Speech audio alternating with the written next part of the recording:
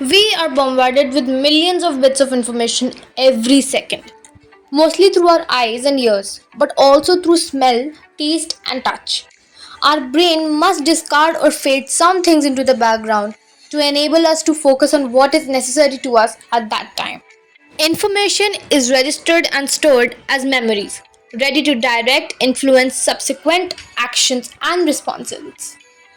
Selective attention is the cognitive process in which the brain attends to a small number of sensory inputs while filtering out what it deems unnecessary distractions.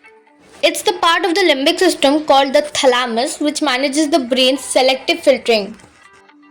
Like during a conversation with a friend, for example, it will take data from your visual observations, the image of the person in front of you, and your observation of their movements and body language, plus the sound of their voice with its inflections and emphasis, along with any further sensory information you receive and the emotions you have in your body as you stand talking to them.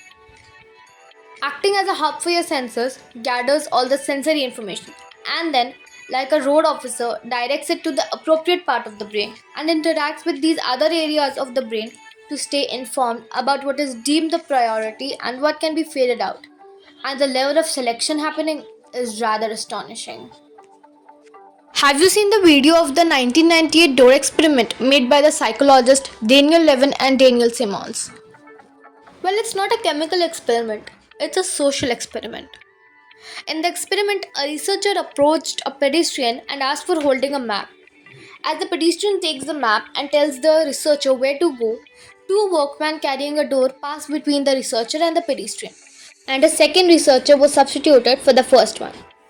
And the pedestrian was left talking to another person entirely. Remarkably, 50% of the pedestrians in this experiment didn't notice that the person they were talking to had changed when the door was passed.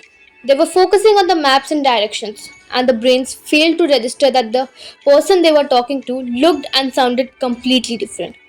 Their thalamus had decided that the appearance of the researcher was insignificant, fading out all sensory information that related to this. This selective attention is happening every second.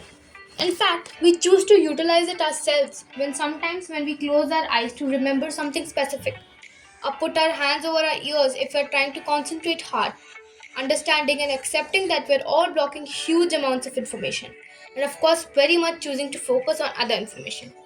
Is crucial to the power of manifestation. It is a powerful reason to take charge of what you pay attention to and what you don't. You can't manifest what you don't consciously notice. The brain's capacity to focus is not to be underestimated. Once we appreciate that our brains are selecting information to influence our actions and deselecting others, then we start to appreciate the level of unseen happenings that just might be really important to our intentions if only a conscious brain was in the know. Are you confident your brain is choosing well when it comes to what you should pay attention to and what you should ignore? Let's play a game to really test selective attention. Look carefully at this picture. Now, for a second, I'm going to disrupt the picture.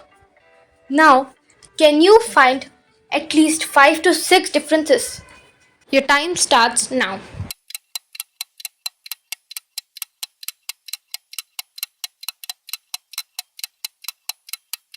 Now, did you notice that one of the watermelon has turned orange? Did you notice that the ice cream's color had changed? The print of the curtains? The orange juice that went pink? Or did you notice the girl's shirt? If you didn't notice any of these, that's what selective attention is, which is also called change blindness. You might be thinking, how didn't I get them? But that's how selective attention works. I hope you learned something new in today's video. Stay tuned for more such content. Thanks for watching.